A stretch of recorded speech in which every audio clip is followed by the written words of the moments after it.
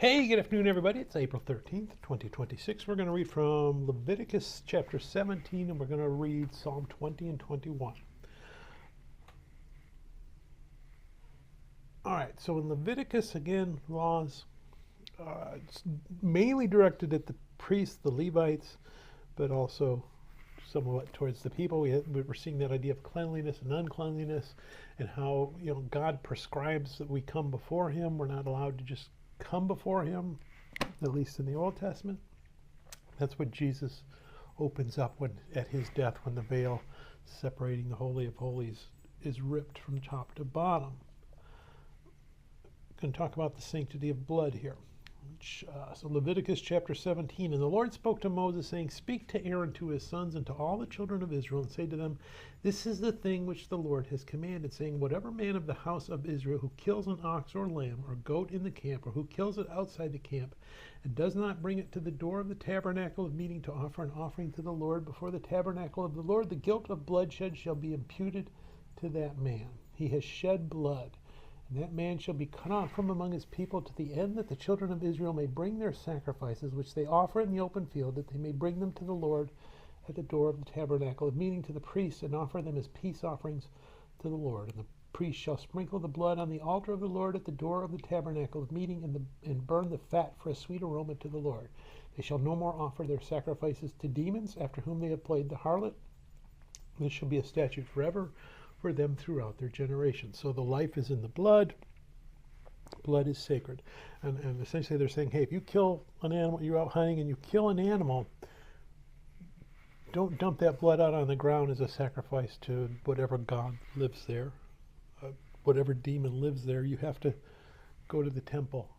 And yes, don't eat the blood, drain the blood, but you're going to the temple to sacrifice for that animal that you killed, for that blood that you shed.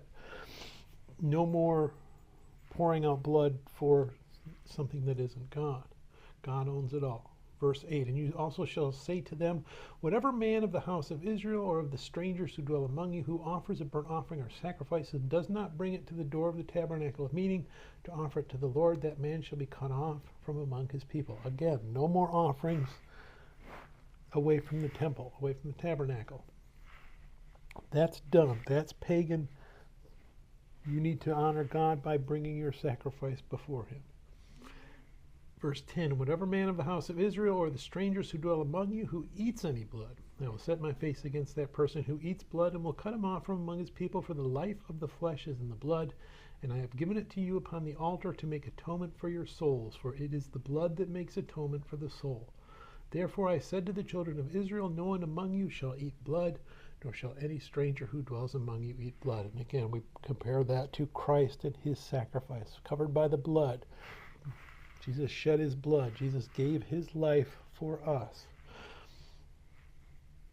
Verse 13, "Whatever man of the children of Israel, or the strangers who dwell among you, who hunts and catches any animal or bird that may be eaten, he shall pour out its blood and cover it with dust. For it is the life of all flesh, its blood sustains its life. Therefore I said to the children of Israel, You shall not eat the blood of any flesh, for the life of all flesh is its blood. Whoever eats it shall be cut off. And every person who eats what died naturally, or was torn by beasts, whether he is a native of your own country or a stranger, he shall both wash his clothes and bathe in water, and be unclean until evening. Then he shall be clean. But if he does not wash them or bathe his body, then he shall bear his guilt." All right, let's move over to Psalm 20. The assurance of God's saving work to the chief musician, a psalm of David, asking for God's help, facing a difficulty. We're going to pray for God, and ask Him to assist us in the battle that we're getting ready to face. "May the Lord answer you in the day of trouble. May the name of the God of Jacob defend you. May He send you help from the sanctuary and strengthen you out of Zion. May He remember all your offerings and accept your burnt sacrifice. May He grant you according to your heart's desire and fulfill all your purpose. We will rejoice in your salvation, and in the name of our God we will set up our banners. May the Lord fulfill all your petitions. Now I know that the Lord saves His anointed. He will answer him from His holy heaven with the saving strength of His right hand. Some trust in chariots and some in horses, but we will remember the name of the Lord our God. They have bowed down and fallen, but we have risen and stand upright. Save, Lord. May the King answer us when we call. Psalm 21, join the salvation of the Lord to the chief musician, a psalm of David. This is similar to what we just read in 20, only now we have the victory, and we're praising God that he gave us the victory. The king shall have joy in your strength, O Lord, and in your salvation how greatly shall he rejoice. You have given him his heart's desire, and have not withheld the request of his lips. For you meet him with the blessings of goodness. You set a crown of pure gold upon his head. He asked life from you, and you gave it to him. Length of days forever and ever. His glory is great in your salvation. Honor and majesty you have placed upon him. For you have made him most blessed forever. You have made him exceedingly glad with your presence. For the king trusts in the Lord, and through the mercy of the Most High he shall not be moved. Your hand will find all your enemies. Your right hand will find those who hate you. You shall make them as a fiery oven in the time of your anger. The Lord shall swallow them up in his wrath, and he shall devour them. And the fire shall devour them.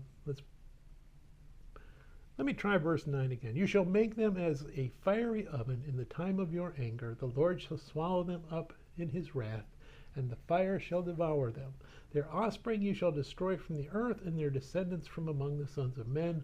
For they intended evil against you. They devised a plot which they are not able to perform. Therefore you will make them turn their back, and you will make ready your arrows on your string toward their faces. Be exalted, O Lord, in your own strength. We will sing and praise your power. May God bless the reading of his word. May God bless you.